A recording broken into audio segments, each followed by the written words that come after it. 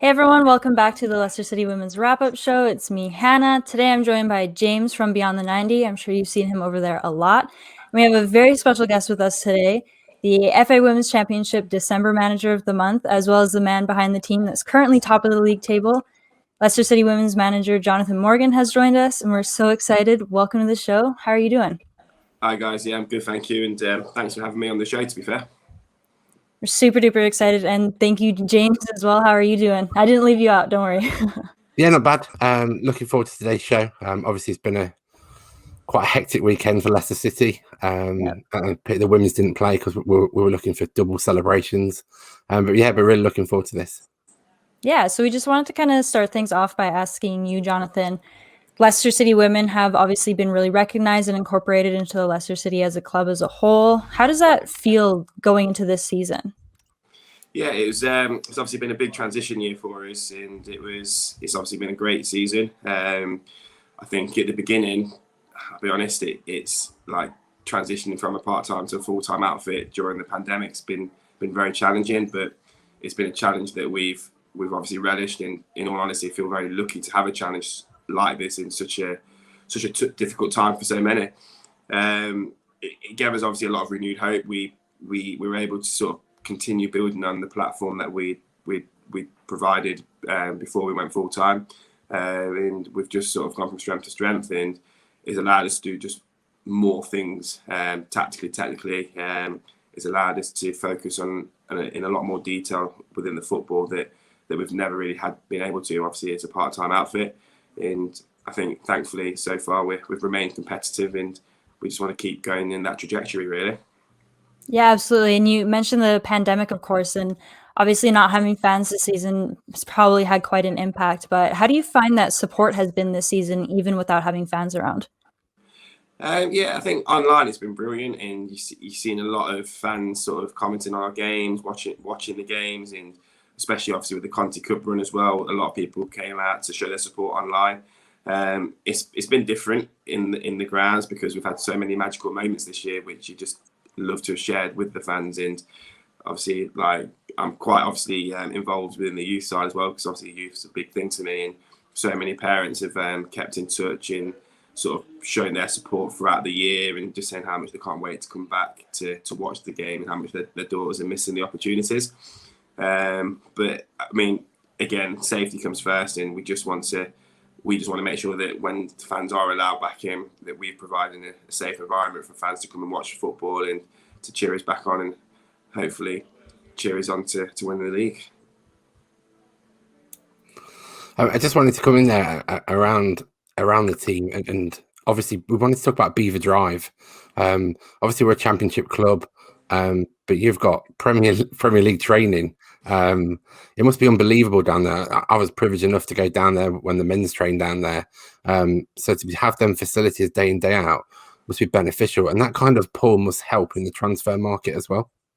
Yeah, it's amazing. I think for me personally, firstly as a coach, being able to sort of coach on top-notch facilities where we've got, I think, 3 Deso pitches to ourselves.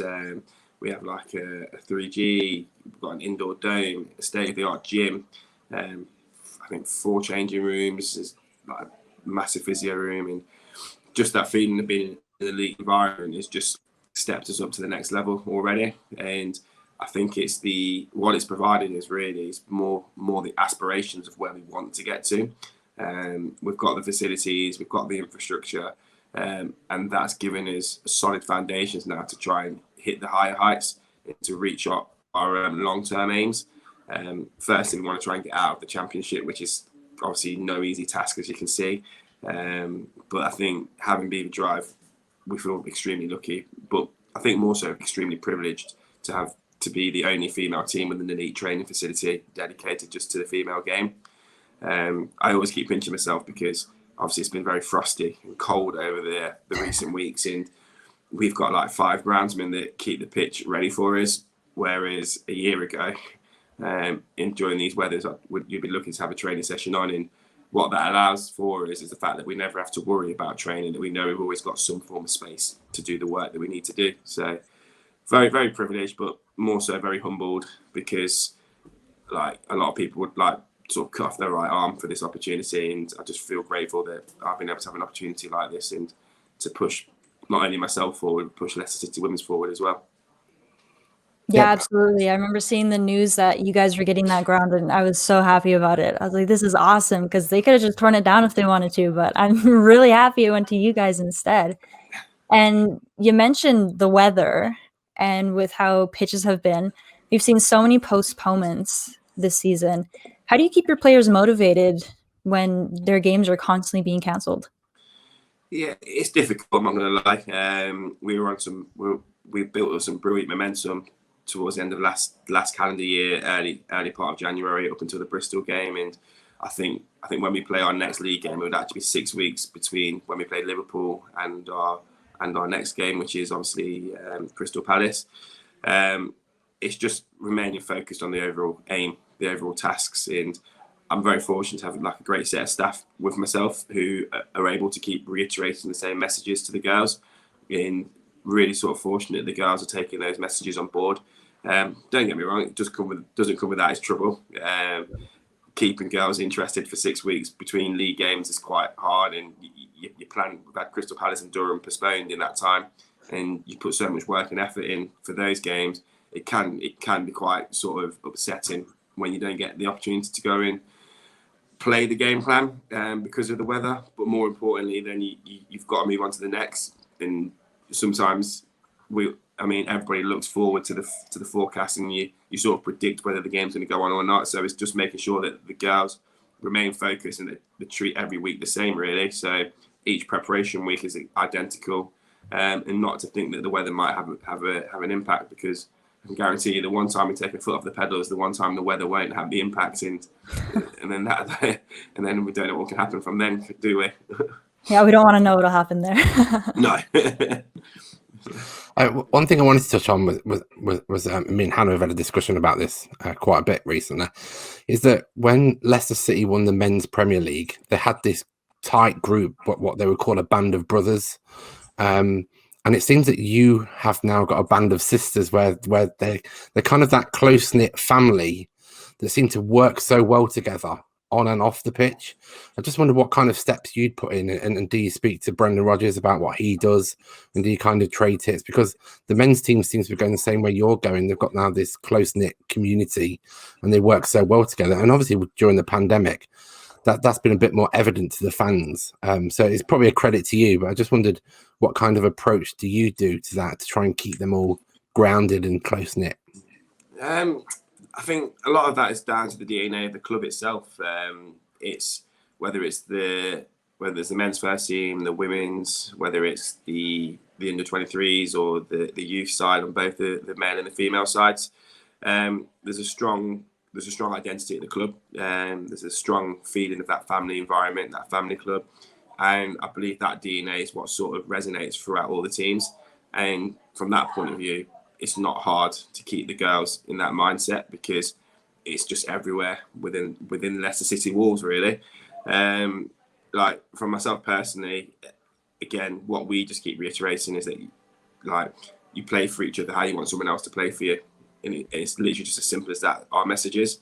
So if you don't think you're giving 100% and you would demand 100%, then it's on you to make sure you're giving that 100% for each other. And I think we got off to a bit of a rocky start. We had a tough start to the season because we had so many players to gel in, but it's now being seen by everybody, and I think the football's showing that there's definitely a firm understanding on the pitch between the players, and there's definitely a strong cohesion between the staff and the players, and I think you can see that coming out in abundance at the moment. So all we can keep doing is just focusing on those sort of key points that we keep reiterating to the girls, and in all honesty, just being nice. We're a nice environment, we're a nice team.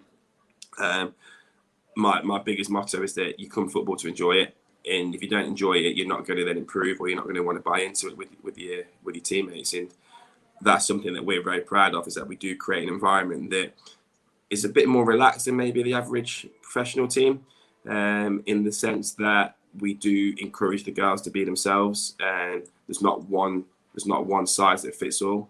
And I'm a firm believer in that, and I think because the girls are very comfortable within themselves, that's why we can then be like a family, because like you say, you can have your brothers, your sisters, but no two people are the same. And it's just trying to make people aware that you can be yourself. And that's something that we're very proud of. And I think, like I say, you can start to see that within the girls now.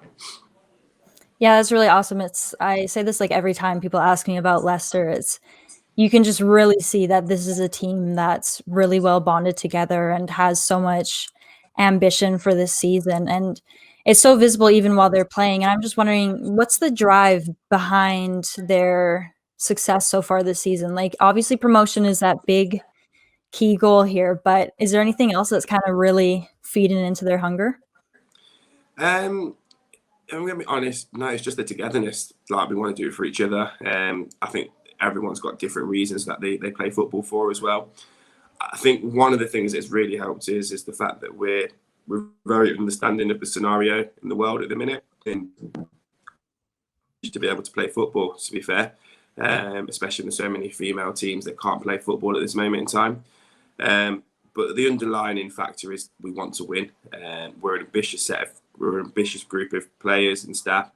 We want to get to the top. We want to be at the top, and we all understand that we have a job to do to make sure that happens. All we can do, like I say, is we repeat those messages time and time again to the girls, and we never let them forget that there is an end goal to this project, and we want to always keep on track with that end goal.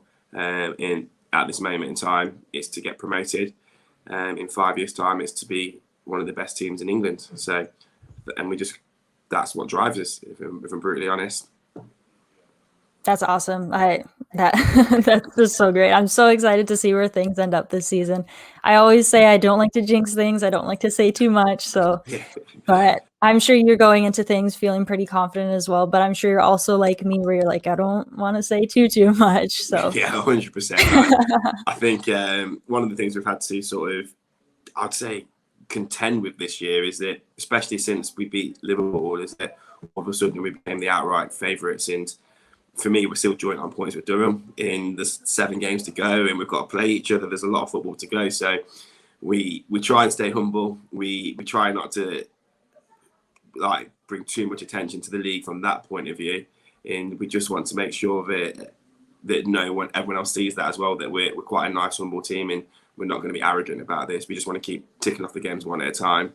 And we just do go about our business quite quietly, I think. So that's the plan.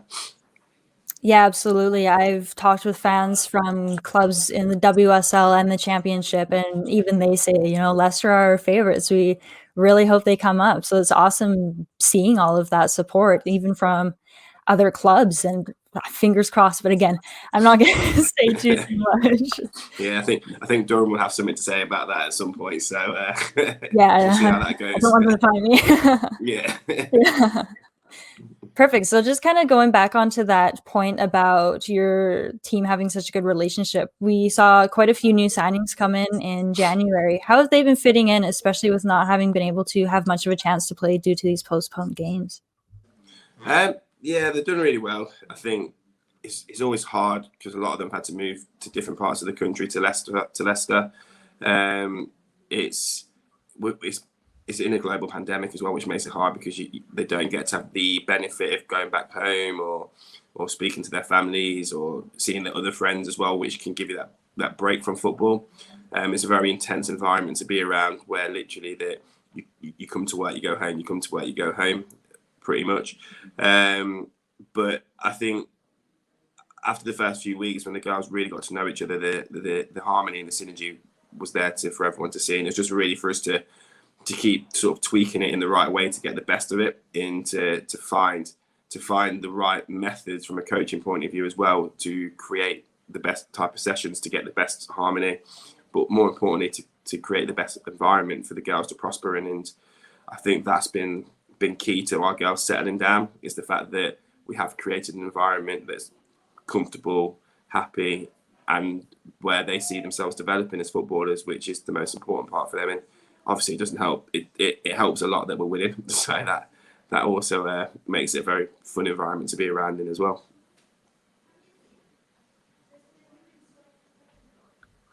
I can see James talking, but he's muted.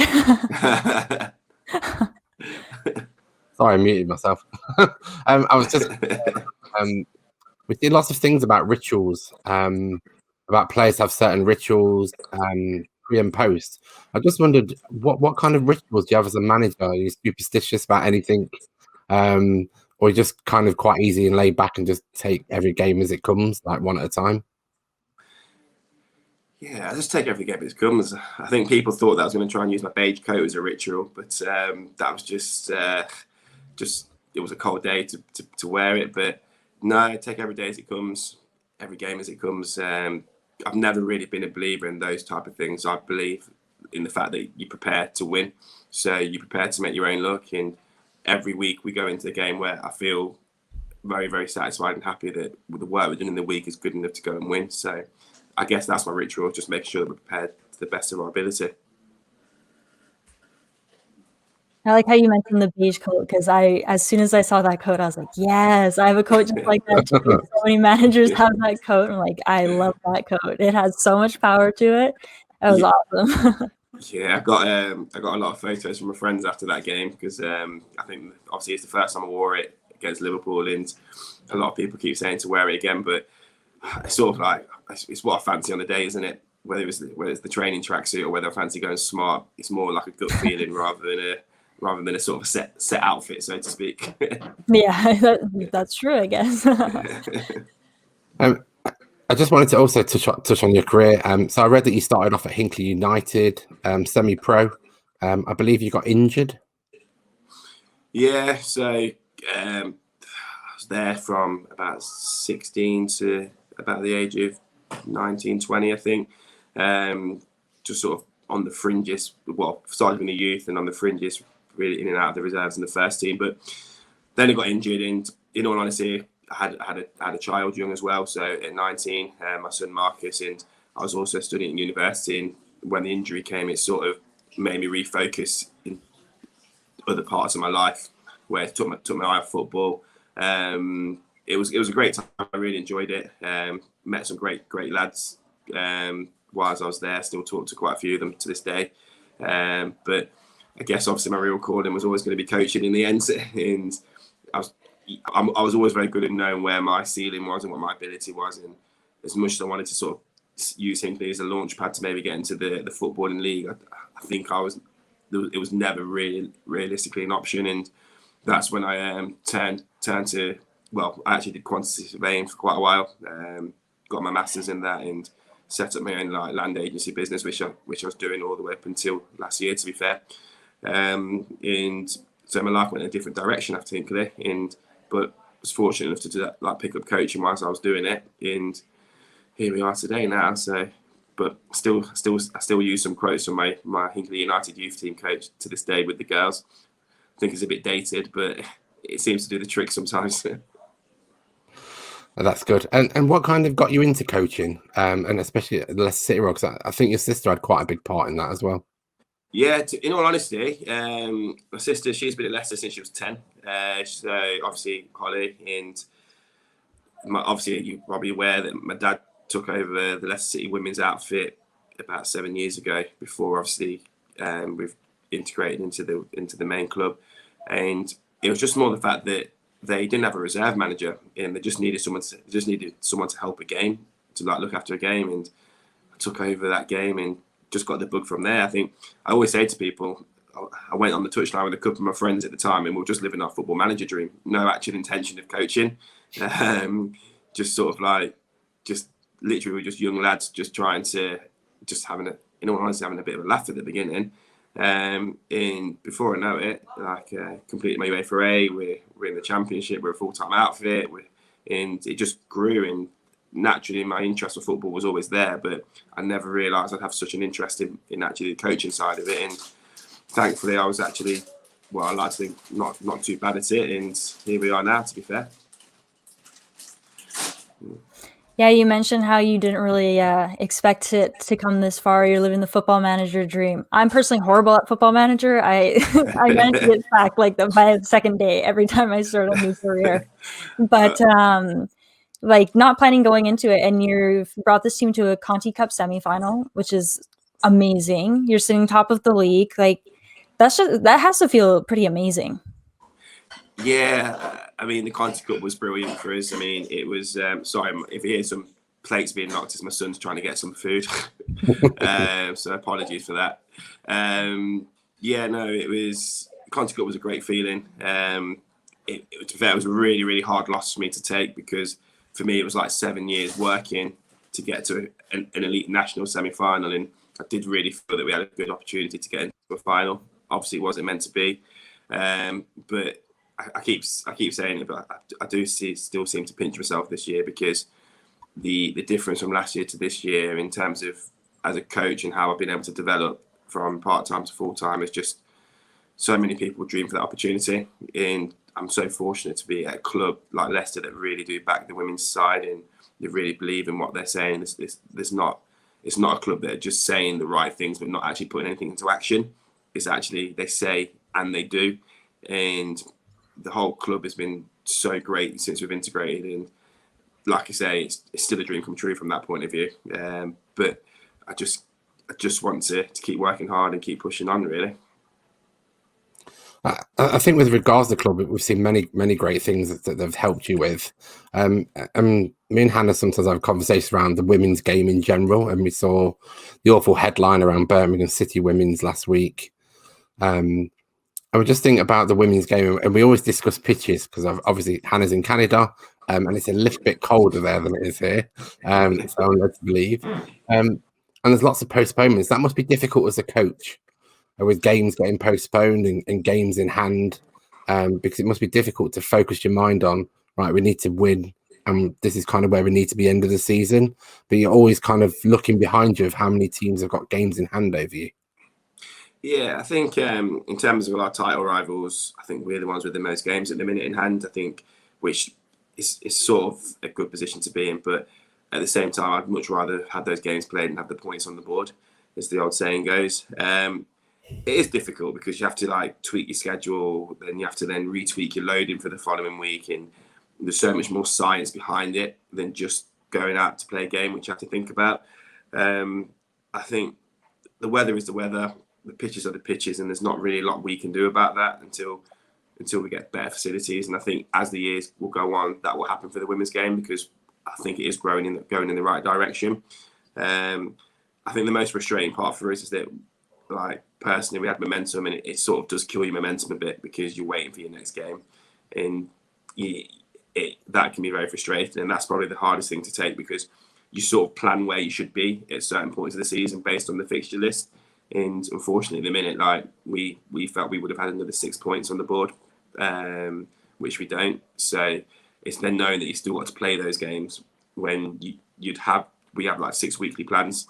So we'd have our plan for the next 6 weeks, which then you have to change all of that, and that can be a bit frustrating, and it does frustrate the girls from time to time. But it is the women's game still, and that's what happens in the women's game. And it happened last year, it happened the year before, it will happen next year. It's not helped by the fact that the FA Cup is obviously postponed as well, where some of these fixtures we would have had other games in.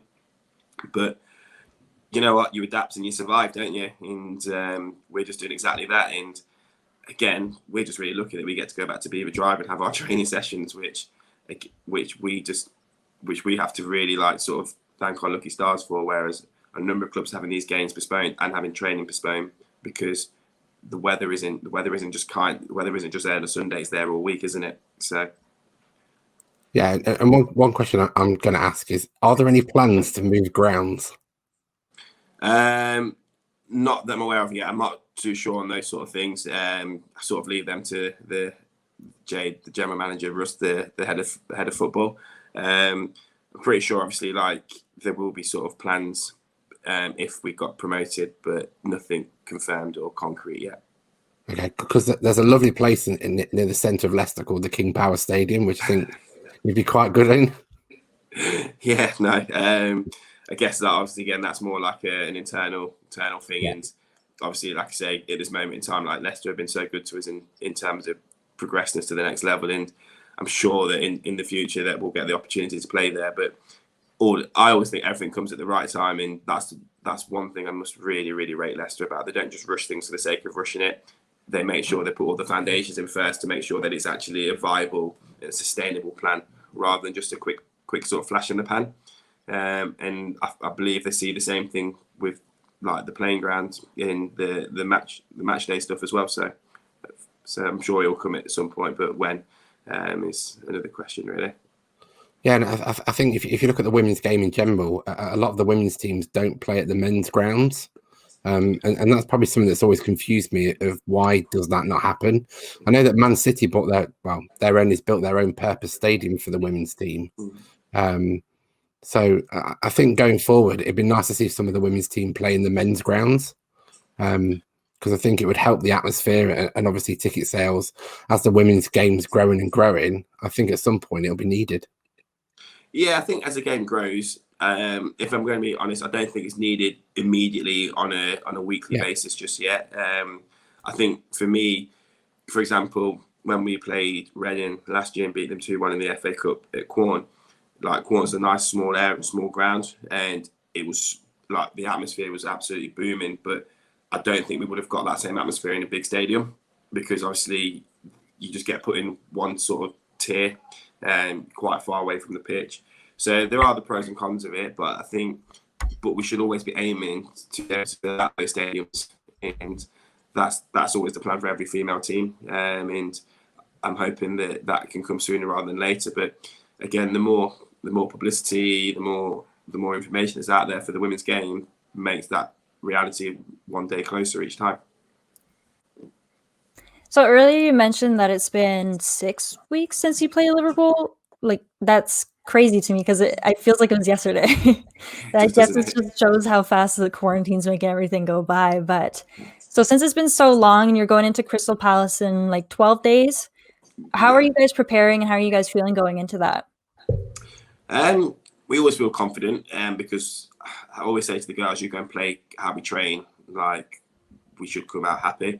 In fairness, we played Crystal Palace so many times now, twice this year, and then we had prepped for them again, obviously in January, and that got postponed. So I feel like it's probably the same for them. They probably know us inside out, and we know them inside out at the minute. Like the girls are ready for it, and like I say, it's quite nice actually that we have these 2 weeks to actually prepare for it again, to like just sort of get our minds in the right direction and think about the game. It's obviously going from Durham to Crystal Palace, 2 very different types of games.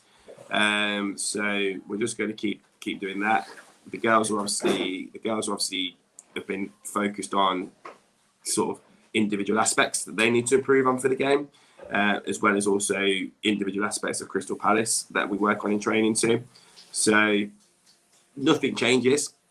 Like I say, we go in, all we do is we do our homework, we work hard in training, and we then hopefully that sort of then correlates into a win, basically. Yeah, I mean, I'm really looking forward to watching that. Hopefully it doesn't get postponed. It feels like it's been so long since we've been able to watch you guys play. Obviously, it's been since the Bristol City Conti Cup game. So yeah. I know a lot of us are really eager to see you guys again, and we're hoping for a good result. I'm feeling a good result, but again, I'm not going to say too much. Yeah, no, me too. Like you said, I think if we do our jobs well and we focus on the tactics that we set up, and we recognise where we can exploit Crystal Palace, and I think that we can come out with a positive result. But again, it's 90 minutes, anything can happen. And obviously Crystal Palace will be saying the same things to their girls. They'll be looking to exploit us and seeing where we have our holes, but hopefully we have less than them from that point of view. Yeah, absolutely. So that's a really good one to watch for. I'm really excited. I'm really excited to see you guys watch Durham. You've also got a London City game in hand. London City is that one team that gave us our one loss this season. So I'm excited about that one, and we just got to keep looking forward to it. And I know that this team is full of girls that are just phenomenal, and I can't wait to see how the season ends up. No, me too. I mean, I think with the London City game, it was actually a blessing in disguise. We always talk about sliding door moments, and obviously after that we went on a 10-game winning streak.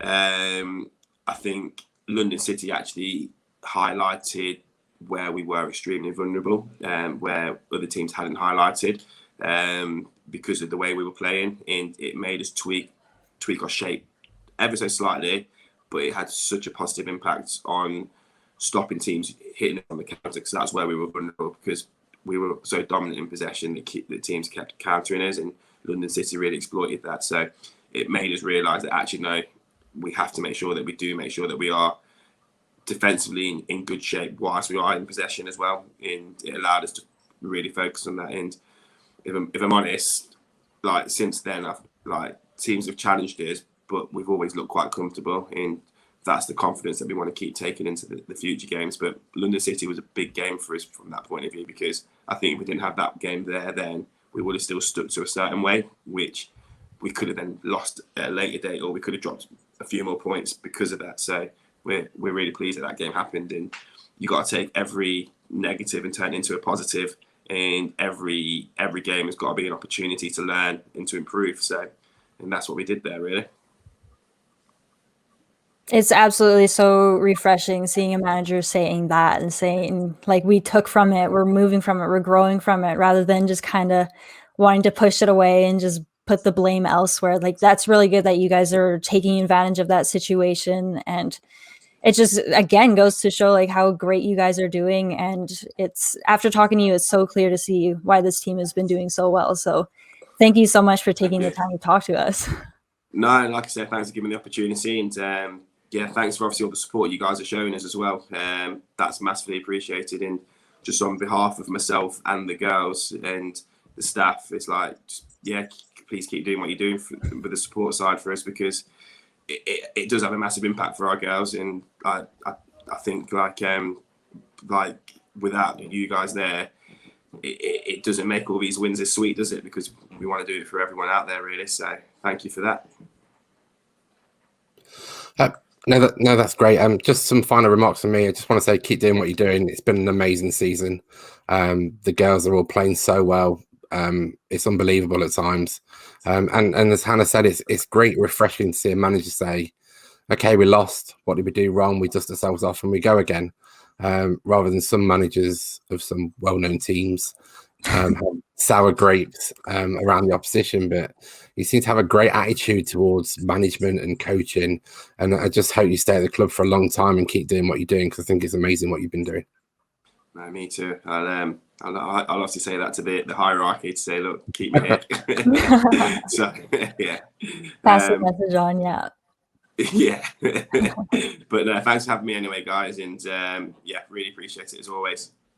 Yeah, congrats on an amazing season. And thank you again so much. We really look forward to seeing how things end up, and fingers crossed. Thank you. Perfect. Cheers, guys. Have a good evening.